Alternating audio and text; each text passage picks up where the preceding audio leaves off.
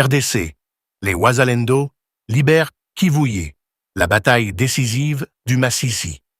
À l'aube du 6 novembre 2025, le village stratégique de Kivuye, au cœur du territoire de Masisi, est passé sous contrôle des patriotes Wazalendo après de violents affrontements contre la coalition RDF-M23. Ce tournant militaire, aussi symbolique que stratégique, redéfinit les équilibres dans l'est de la République démocratique du Congo et ravive l'espoir d'un redressement national face à l'agression étrangère.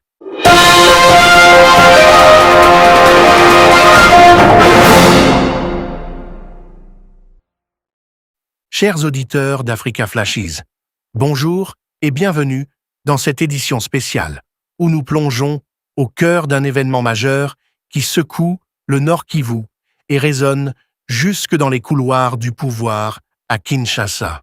Ce jeudi 6 novembre 2025 restera gravé dans la mémoire des Congolais.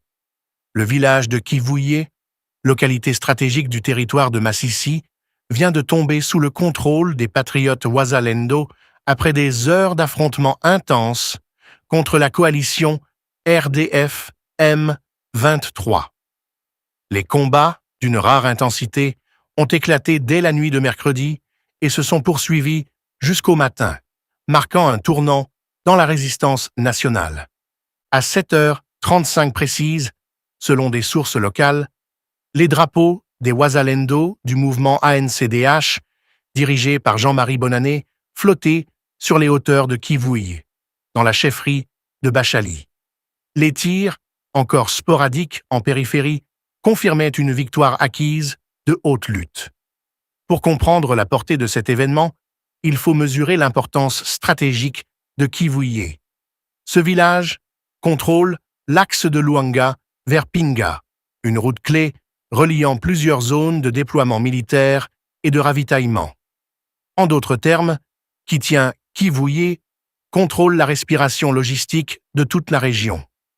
Les résistants Wazalendo, appuyés par les forces armées de la République démocratique du Congo, FARDC, ont lancé leur offensive peu avant minuit, sous un ciel traversé par les éclats de balles traçantes. C'était un enfer, mais aussi un moment d'espoir, témoigne un habitant réfugié à Luanga. Nous avons vu les nôtres avancer, en chantant, malgré les explosions. Les affrontements ont opposé des combattants aguerris, mais la détermination congolaise, nourrie par des mois d'humiliation et de colère, a fini par rompre la ligne ennemie. Le retrait précipité des éléments RDF-M23 vers Buéru laisse penser que le rapport de force évolue. Buéru, à une dizaine de kilomètres de Kivuye, pourrait devenir le prochain théâtre d'opération. Pour l'heure, les Wazalendo consolident leur position, déminent le terrain et installent un poste de commandement provisoire dans le centre administratif du village. Les chants de victoire, mêlés aux prières, montent des collines, mais l'ombre de la riposte plane toujours. À Katirou, dans la chefferie de Bwito, les violences se poursuivent également. Dans la nuit du mercredi à jeudi, une incursion d'hommes armés non identifiés a coûté la vie à 5 personnes, dont plusieurs éléments présumés du M23. Les tirs ont résonné jusqu'à l'aube, semant la panique parmi les civils. 7 blessés ont été admis dans un centre de santé local.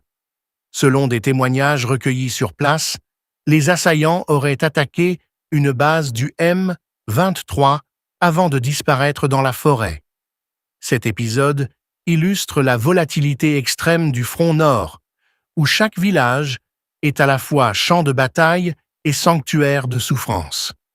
La société civile dénonce une stratégie cynique de la coalition RDF-M23, accusée d'utiliser des jeunes comme boucliers humains lors de ces opérations.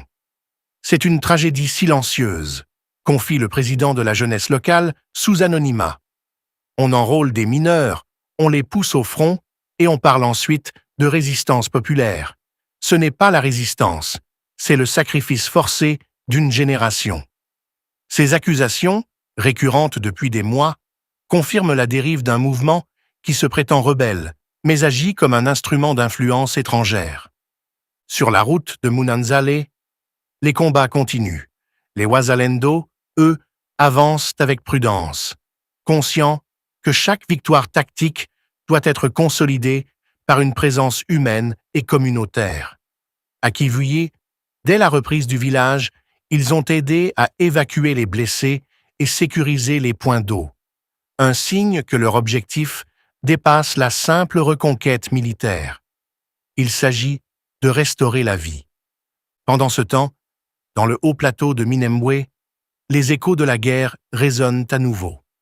Pour le 3e jour consécutif, les Wazalendo du FDDC, dirigés par le général Kakobanya Nakalambe, Justine, affrontent une coalition de groupes armés affiliés à la RDF et au M23.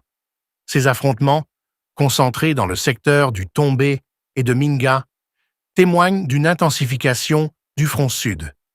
Les positions loyalistes, soutenues par la population locale, tiennent bon malgré la pression. Ils viennent avec des drones et des armes lourdes, mais nos hommes ne reculent pas, rapporte un officier sur le terrain. La topographie du haut plateau, accidentée et boisée, complique les offensives. Les combats se déroulent souvent à flanc de montagne, dans des conditions extrêmes. Les habitants, pour la plupart des éleveurs, vivent retranchés dans les grottes ou fuyant de village en village.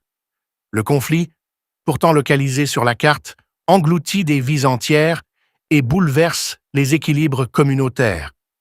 Ce que nous observons aujourd'hui, chers auditeurs d'Africa Flashes, c'est une guerre qui ne dit pas son nom, une guerre de survie nationale. Dans le sud Kivu, les tensions gagnent aussi les territoires de Fizi et d'Uvira, où des accrochages sporadiques opposent des groupes armés aux patriotes Wazalendo. À Bilalombwe, hier encore, des tirs ont éclaté au lever du jour, rappelant que la ligne de front s'étire désormais sur des centaines de kilomètres.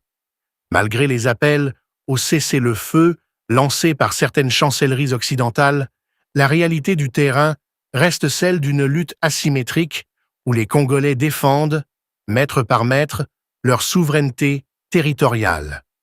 Kinshasa, informé heure par heure de la situation, suit de près cette évolution.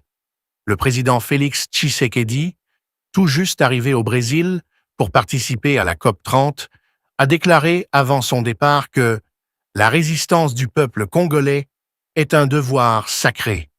Ces mots, loin d'être symboliques, traduisent la détermination du gouvernement à poursuivre la reconquête des territoires occupés et à renforcer l'alliance entre l'armée régulière et les patriotes. Mais au-delà du terrain militaire, une autre bataille se joue, celle de la vérité. Dans les médias internationaux, la guerre du Congo est souvent réduite à des chiffres et des sigles, ignorant la profondeur humaine et patriotique du combat. À Kivuyi, à Katiru, à Minembwe, ce sont des visages, des familles, des vies entières qui écrivent, dans le sang et la dignité, le récit d'un pays refusant la soumission. Les Wazalendo, loin de toute caricature, incarnent cette pulsation de résistance. Ce ne sont pas des groupes éparpillés, mais une mosaïque de volontaires, d'anciens militaires, de jeunes paysans, d'enseignants et d'artisans, unis par une même idée, la défense de la patrie. Leur cohésion, encore fragile, se renforce à mesure que les villages libérés reprennent vie. Dans certains endroits, on a vu des enseignants rouvrir les écoles à peine les combats terminés, preuve que la reconstruction commence dès le premier silence des armes. Pourtant, les défis demeurent immenses. Les déplacements de population atteignent des niveaux alarmants. Des milliers de civils fuient chaque jour vers les zones plus stables du Sud Kivu et du Maniema. Les structures sanitaires sont débordées, les routes minées, les récoltes abandonnées. Les ONG locales alertent sur le risque d'une crise humanitaire prolongée, aggravée par la destruction des infrastructures.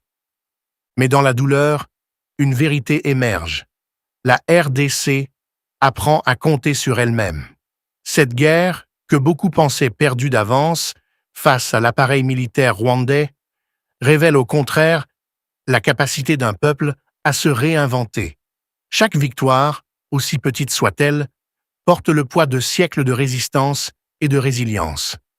Ce soir, à Kivui, malgré les ruines encore fumantes, un drapeau congolais flotte au vent. Les enfants, qui hier pleuraient dans les abris, regardent vers les collines en répétant le nom des patriotes qui les ont libérés.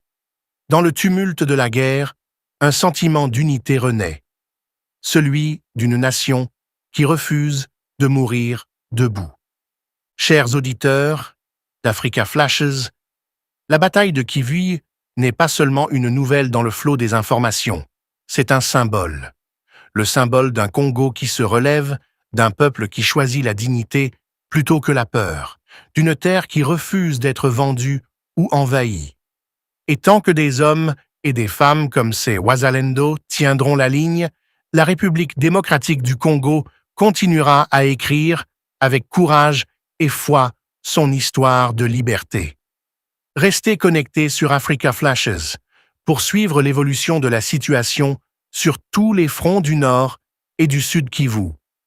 Ici, la voix de la vérité continue de battre, au rythme de ceux qui se lèvent pour défendre leur patrie.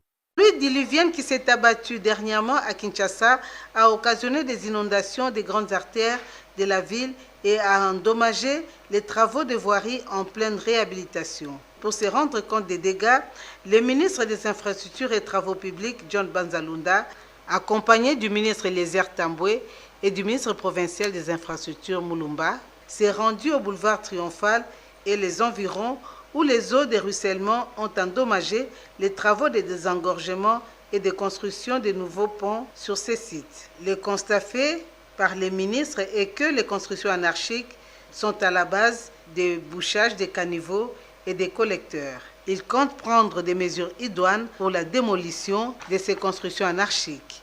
Kinshasa est notre capitale. C'est une des 26 provinces. Et donc Kinshasa doit être traitée comme toutes les autres provinces. Nous sommes en état d'urgence dans les domaines des infrastructures. La première chose, c'est de remettre ce qui existait, rendre opérationnel. La deuxième chose, c'est continuer le programme de construction des nouvelles infrastructures lancé par le président de la République depuis 6 ans. Mais nous avons un problème de conduite d'eau causé par des constructions anarchiques. Au-delà des constructions anarchiques, nous avons des constructions sauvages. Et comme les gens se sont comportés de manière sauvage, nous allons démolir. Cette descente marque le début d'une campagne de tolérance zéro visant à assainir l'environnement urbain et à garantir l'efficacité des nouvelles infrastructures financées par l'État congolais. Et cette nouvelle, contrairement à ce qui se raconte sur les réseaux sociaux relative à la spoliation de la parcelle 6 numéro 2, avenue Mandarinier à la Gombe, le ministère de l'Urbanisme et Habitat tient à rappeler que la dite parcelle fait partie du patrimoine immobilier du domaine privé de l'État. L'avenue Kimwenza dans la commune de Kalam n'a plus rien d'une route. Entre l'église Saint-Gabriel et l'avenue Mbolé, en passant par les terrains Kanka, la route est dégradée, les caniveaux bouchés et la circulation est devenue difficile. Face à cette situation, le député national Lambert Sango, Eli de la Funa, est descendu sur les terrains, accompagné d'une équipe de l'Office des voiries et drainage OVD, notamment la brigade d'inspection routière de la direction provinciale de Kinshasa. Il est venu constater les dégâts. Très attentif aux doléances de la population, le lui a promis de plaidoyer auprès des autorités compétentes pour le lancement rapide des travaux. Il a aussi chargé les ingénieurs de l'OVD d'élaborer un devis technique en vue de financer les premiers travaux sur fonds propres. Lambert Sango s'est ensuite rendu sur le site de la passerelle effondrée reliant les quartiers Yolocide et quartier Kimbangu, accueilli en triomphe par les habitants. Surnommé Double Brassard, il a réaffirmé son engagement à mobiliser les ministres des Infrastructures et Travaux publics pour les réhabilitations complètes de l'avenue Kimwenza. Nous avons vu, nous allons faire rapport à nos autorités, faire le devis y afférent par rapport à la passerelle et à la chaussée. Maintenant, c'est aux autorités de voir comment disposer les moyens pour que nous puissions intervenir. Un geste salué par la population qui espère enfin voir renaître cette voie d'importance capitale pour la commune de Kalamou. Vous venez de suivre l'état critique de l'avenue Kimwenza et l'effondrement de la passerelle reliant le Yolo Sud à Kimbangu. Le député national Lambert Osango s'est rendu sur le terrain. Bandundu à l'arrêt depuis plus d'un mois. La ville vit un noir de tous les diables. Elle est coupée du réseau électrique à la veille de la 13e conférence des gouverneurs. Cette panne générale qui paralyse habitants et commerces suscite l'inquiétude et la frustration. Ceci interpelle les autorités sur les solutions urgentes pour rétablir l'électricité et sécuriser le quotidien de la population. Depuis Bandundu, Jacques Kababa, notre envoyé spécial. La ville de Bandundu, chef-lieu de la province de Kwilu, traverse une crise énergétique sans précédent depuis plus d'un mois. Une coupure générale d'électricité plonge la population dans l'obscurité, suscitant inquiétude et frustration. Cette panne est due à un dysfonctionnement sur la ligne de transport reliant Kinshasa à Bandundu. L'énergie consommée à Bandundu provient en effet du complexe hydroélectrique d'Inga, situé à près de 1000 km. Un acheminement qui dépend de multiples facteurs souvent perturbés par les aléas climatiques. Cette situation critique a des répercussions immédiates sur la vie quotidienne des habitants. La coupure du courant nous pose problème. Depuis un temps, nous avons des difficultés, surtout par rapport aux clients. Il n'y a pas assez de fréquentation. Nous sommes dans le noir. Ça nous pose un grand problème par rapport pour répondre aux besoins des clients. Et puis il y a plein de déclarations par rapport à ça. La Régie des eaux, société en charge de la distribution d'eau, ne peut plus assurer son service normalement, provoquant ainsi une pénurie d'eau potable dans plusieurs quartiers de la ville. Un véritable cercle vicieux qui affecte les ménages, les commerces et les services publics. Cette crise met en lumière les défis majeurs auxquels fait face les secteurs énergétiques en République démocratique du Congo, particulièrement dans les provinces éloignées des centres de production. Alors que le pays dispose d'un potentiel hydroélectrique immense, son exploitation et sa distribution efficiente restent un défi de taille pour les autorités compétentes. Et tout ce que nous faisons ici, tout ce que nous consommons ici, même nos appareils fonctionnent avec l'électricité. Et s'il n'y a pas d'électricité, c'est que pour nous c'est un manque à gagner. Et on n'a plus de clients. Les clients ne veulent plus venir ici parce que les commerces vont s'habituer sans électricité. Il y a de l'électricité, de l'eau, donc nous sommes en train de peiner.